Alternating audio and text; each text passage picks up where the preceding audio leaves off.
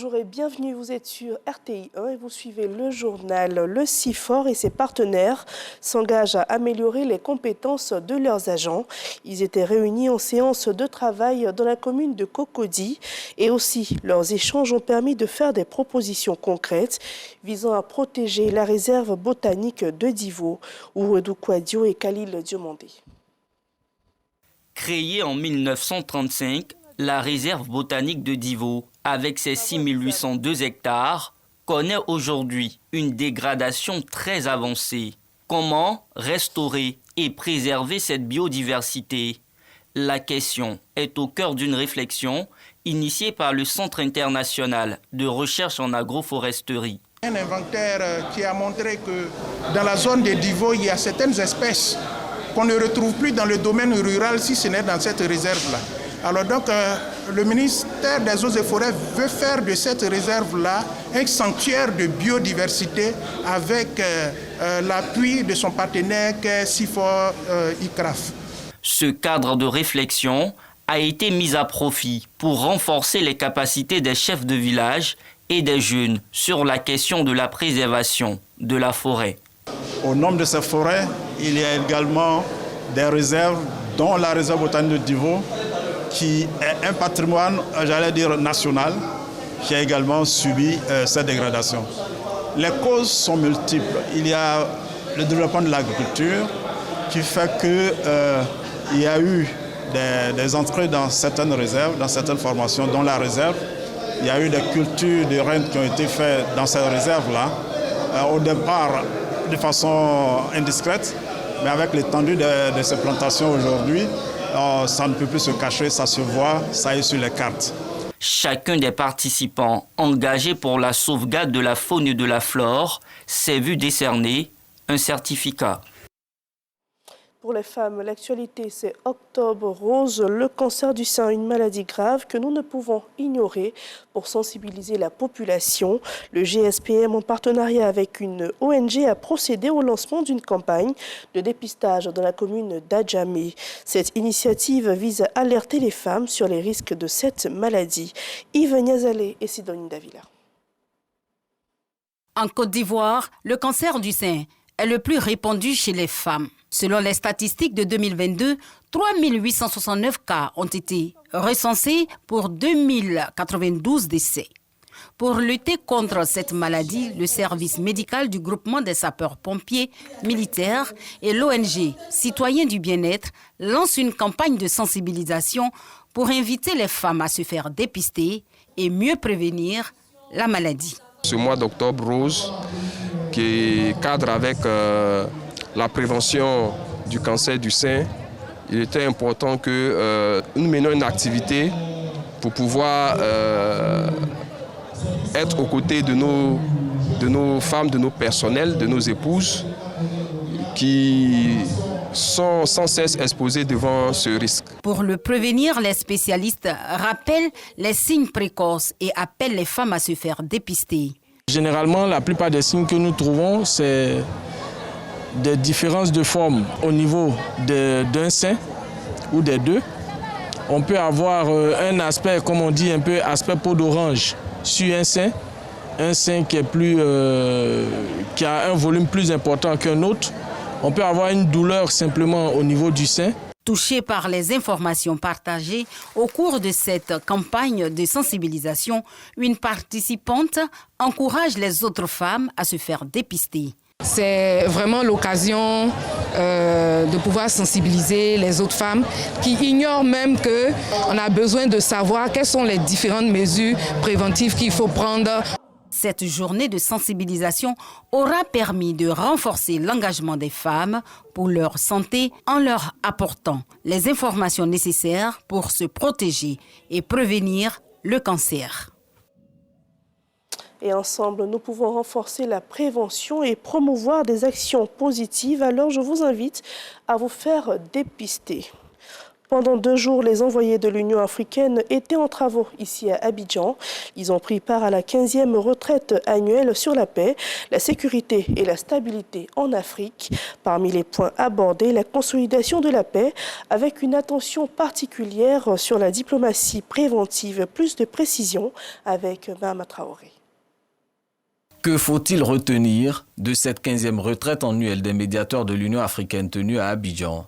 La retraite souligne que pour arriver à la paix durable en Afrique, il faut une participation des femmes, des jeunes. En outre, l'intégration des acteurs de la société civile dans ces processus a été soulignée et est essentielle, permettant que les communautés contribuent directement aux efforts d'éducation de la paix et s'assurer que les objectifs, les résultats soient durables.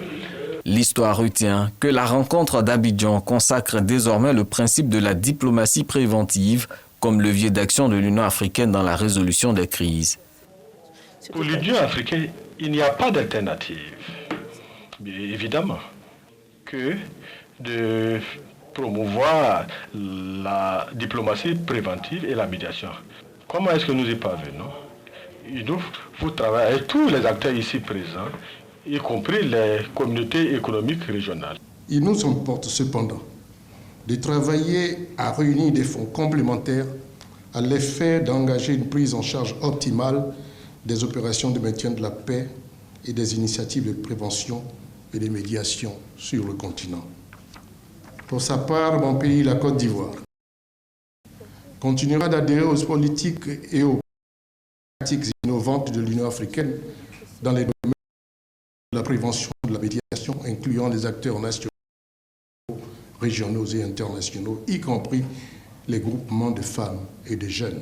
Autre résolution phare de ces assises, l'engagement de l'Union africaine à promouvoir le développement socio-économique au sein des États comme outil efficace de prévention des conflits. Depuis déjà une année, l'université de Bondoukou a ouvert ses portes. Cet établissement public compte 400 étudiants et 4 unités de recherche. Avec une ambiance axée sur le mérite, cette université se veut un modèle d'épanouissement pour les étudiants. Suivons ce reportage signé Jean-Marc Djadji.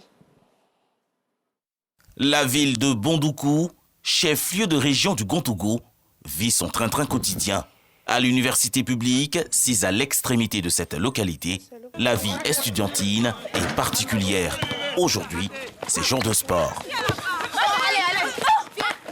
Les étudiants rivalisent d'ardeur sur les terrains et parquets. Ici, l'activité sportive rime avec mélodie. Ça me permet de trouver un équilibre parce qu'avec les cours, la pression, tout ça, on vient se détendre. La gestion des affaires sportives et culturelles au campus de Bondoukou, c'est l'affaire du Centre régional des œuvres universitaires, CROU. Sissi Abdoulaye, directeur de cette structure, comme à l'accoutumée, se dirige vers les 3 bâtiments dédiés aux résidences universitaires. Un autre pan de ses attributions. Les étudiants se portent bien ici. Oui, tout le monde va bien ici. Il n'y a pas de problème majeur à signaler. Direction, les blocs A et B pour les consignes. Vous êtes combien dans la chambre? 2. Une personne par lit, c'est ça? Vous avez connaissance du règlement? On n'accepte pas les squatteurs. Après une heure de visite, le responsable du CROU de Bondoukou dresse son bilan. On a visité les chambres au niveau du bâtiment des filles. Je pense qu'il n'y a pas eu de problème majeur qui a été relevé par elles. Je pense que tout se passe bien. Cap est mis sur le réfectoire. Ici, les étudiants troquent leurs stylos et leurs cahiers pour des cuillères. Différents menus sont au programme. Des grillades aux sauces. Les étudiants ont même l'embarras du choix. Au cours du repas, Aubin veille au grain. Il supervise en sa qualité de responsable des résidents de la cité universitaire de Bondoukou. Nous émanons directement du CROU et nous sommes le premier représentant du CROU auprès des étudiants résidents. Et notre rôle, c'est de relayer les informations, les difficultés auprès de l'administration du CROU. Après la pause, les étudiants reprennent les cours dans les amphithéâtres. Ici, les délégués des 4 UFR s'organisent. Ils sont désormais les parrains des nouveaux étudiants, les tutorés. L'excellence et l'esprit de leadership se conjuguent. Ils ont ajouté un observatoire pour écouter nos plaintes et pour permettre aux filles qui sont harcelées de pouvoir se faire écouter. Le fait de faire partie du conseil des étudiants impose une certaine intelligence et une certaine aptitude en classe, de sorte à avoir de bonnes notes. À l'université de Bondoukou, la formation et la recherche sont les axes de mission. L'École nationale supérieure d'architecture et d'urbanisme est l'un de ses fleurons. Avec son taux de réussite de 82% lors de l'année universitaire 2023-2024, la discipline et les réformes pédagogiques sont au centre des défis de l'université. Un étudiant qui entre à l'université de Bondoukou pour s'inscrire, nous avons un règlement intérieur. À l'inscription, nous avons une charte de bonne conduite. Et l'étudiant prend connaissance de cette charte de bonne conduite, signe. Et cela stipule que nous avons une feuille de route ici à l'université de Bondoukou. Après un an d'existence, l'université de Bondoukou, dirigée par le professeur Djakalia Ouattara, assure un accompagnement permanent de ses 400 apprenants. 810 étudiants sont attendus pour la nouvelle année universitaire 2024-2025, avec comme objectif la culture d'une vie estudiantine sans violence et engagée vers le développement durable.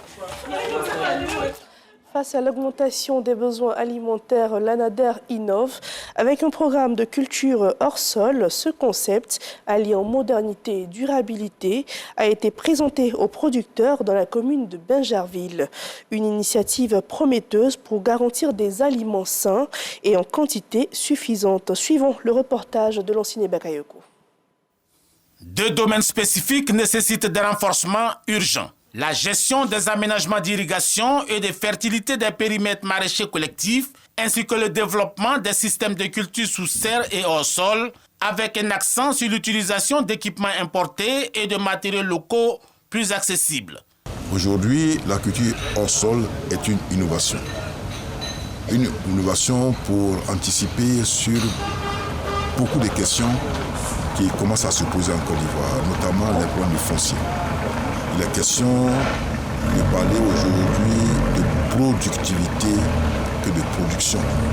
Produire plus sur des espaces réduits. Cette rencontre de Bingerville vise donc à actualiser les contenus pédagogiques et techniques liés aux cultures hors sol. Il s'agit de développer des outils et fiches techniques destinés à former les producteurs sur ces nouvelles méthodes. Il est important de mettre l'accent sur cette innovation qui est la culture hors sol, qui résout beaucoup de problèmes.